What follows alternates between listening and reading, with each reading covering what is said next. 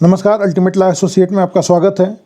GS की ये तीसरी सीरीज है, यह जो कि प्रीवियस ईयर में आए हुए क्वेश्चन पे बेस्ड है और special for Bihar PCSJ preliminary examination. Start करते हैं। किस एक कोशिकीय शैवाल का उपयोग अंतरिक्ष में खाद्य की समुचित पूर्ति के लिए किया जाता है? तो उस कोशिकीय शैवाल का नाम है क्लोरेला। क्लोरेला का यूज अंतरिक्ष में खाद्य की समुचित पूर्ति के लिए किया जाता है। क्लोरेला क्या है? तो एक कोशिकीय शैवाल है क्लोरेला। नेक्स्ट क्वेश्चन पे चलते हैं।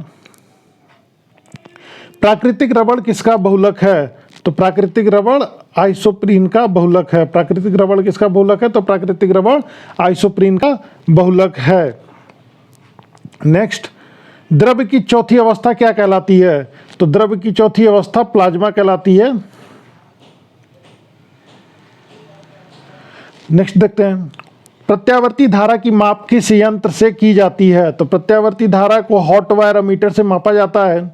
लेकिन अगर क्वेश्चन ऐसे भी आ सकता है, प्रत्यावर्ती धारा को कैसे मापा जाता है? तो प्रत्यावर्ती धारा को अमीटर से मापा जाता है। प्रत्यावर्ती धारा को कैसे मापा जाता है? तो प्रत्यावर्ती धारा को अमीटर से मापा जाता है।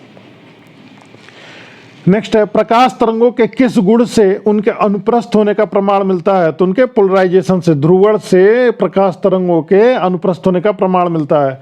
तो प्रकाश तरंगों के ध्रुवण वाले गुण से उनके अनुप्रस्थ होने का प्रमाण मिलता है। नेक्स्ट, मानव शरीर के किस अंग में लसिका कोशिका बनती है? तो लसिका कोशिका किस अंग में बनती है? लसिका कोशिका दीर्घस्थि में बनती है। नेक्स्ट क्वेश्चन देखते हैं, खाद्य ऊर्जा को किस इकाई में मापा जाता है? तो खाद्य ऊर्जा को कैलोरी में मापा जाता है। खाद्य ऊर्जा को किस में मापा जाता है? कैलोरी में। नेक्स्ट, मात्रकों की अंतर्राष्ट्रीय पद्धति, जिसे कि हम एसआई पद्धति भी कहते हैं, कब लागू हुई थी? तो 1971 ईस्वी में लागू की गई थी। कौन सी? SI system. नेक्स्ट है, यंग प्रत्यास्थता गुणांक का एसआई मात्रक क्या है? तो यंग प्रत्यास्थता गुणांक का एसआई मात्रक क्या है? न्यूटन प्रति वर्ग मीटर स्क्वायर। तो यंग प्रत्यास्थता का एसआई गुणांक क्या है? न्यूटन प्रति वर्ग मीटर या न्यूटन मीटर स्क्वायर। नेक्स्ट देखते हैं, विद्युत की इकाई क्या है? तो विद्युत की इकाई एम्पियर है। विद्युत को किस में मापा जाता है? तो एम्पियर में मापा जाता है। डेसिबल का प्रयोग क्या मापने में किया जाता है? तो डेसिबल का प्रयोग वातावरण में ध्वनि मापने में किया जाता है। या फिर ध्वनि को किस में मापा जाता है? ध्वनि को डेसिबल में मापा जाता है। यह क्वेश्चन पूछा जा चुका है, तो यह इंपॉर्टेंट है।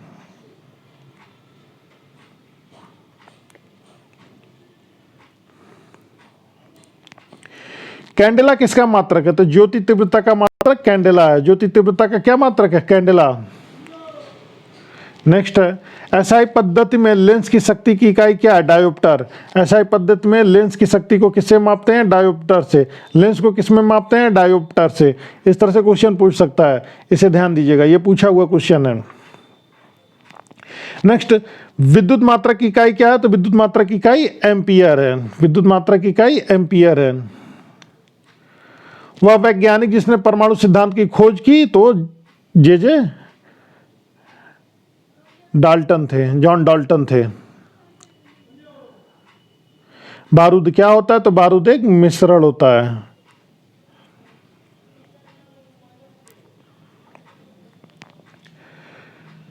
नेक्स्ट देखते हैं, अमोनिया क्या है? अमोनिया एक रासायनिक यौगिक है। वायु क्या है? तो वायु एक मिश्रण है।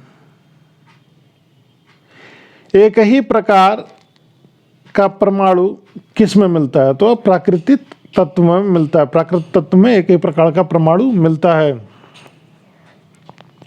वायुमंडल के ओजोन परत नापने की इकाई क्या है? तो डॉप्सन में ओजोन लेयर को नापा जाता है। वायुमंडल की ओजोन लेयर को किस में मापा जाता है? तो डॉप्सन में।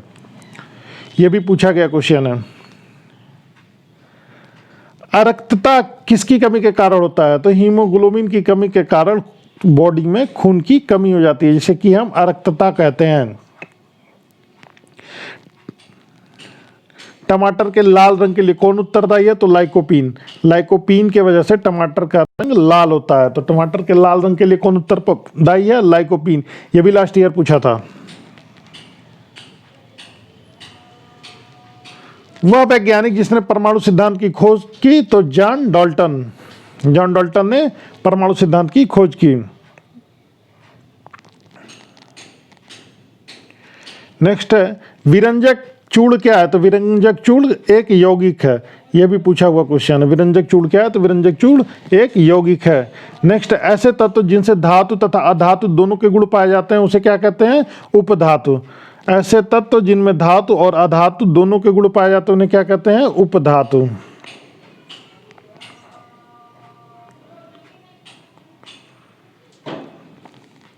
नेक्स्ट है, दो या दो से अधिक शुद्ध पदार्थों को किसी भी अनुपात में मिला देने से क्या बनता है? तो मिश्रण बनता है। यह भी पूछा गया क्वेश्चन है। अब आते हैं, मानव शरीर का सबसे दृढ़ भाग कौन सा होता है? तो मानव शरीर का सबसे दृढ़ भाग दंतवल्क होता है। दंतवल्क मानव शरीर का सबसे दृढ़ भाग होता है, सबसे स्ट्रांग होता है। शर्करा में सबसे मीठा क्या होता है? तो फ्रक्टोज। शर्करा मीठा किसकी वजह से होता है? फ्रक्टोज की वजह से। सबसे मीठा क्या होता है? फ्रक्टोज। मानव शरीर में रक्त शुद्ध करने वाला अंग कौन सा है? तो वह है वृक्क। वृक्क क्या करता है? रक्त को शुद्धता प्रदान करता है, शुद्ध करता है। मानव शरीर में पाचन का अधिकांश भाग कहाँ संपन्न होता है? तो पाचन का अधिकांश भाग छोटी आंत में संपन्न होता है। मानव शरीर में पाचन का अधिकांश भाग छोटी आंत में संपन्न होता है।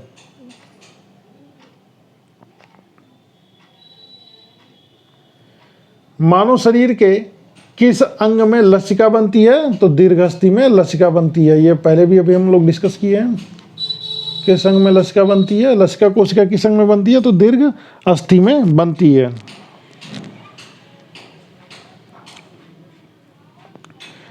नेक्स्ट आते हैं, मनुष्य के मस्तिष्क का सबसे बड़ा भाग क्या होता है?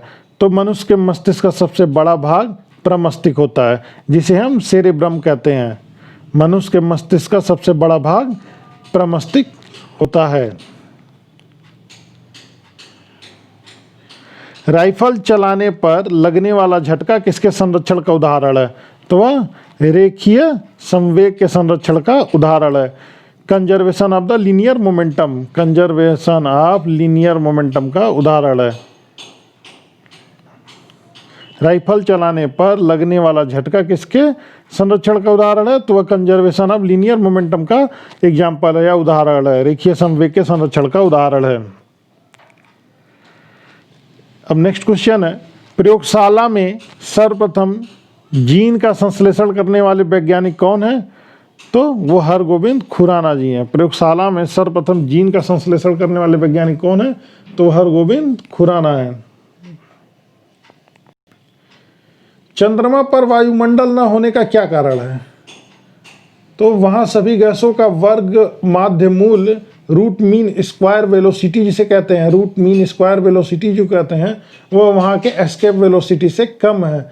इस वजह से चंद्रमा पर वायुमंडल नहीं होता है। मतलब कि गैसों की जो रूट मीन स्क्वायर वेलोसिटी है वो एस्केप वेलोसिटी से ज़्यादा है, इसलिए वहाँ पे गैस क्या करती हैं? एस्केप कर जाती हैं चंद्रमा से। इसलिए चंद्रमा पर वातावरण नहीं पाया जाता है।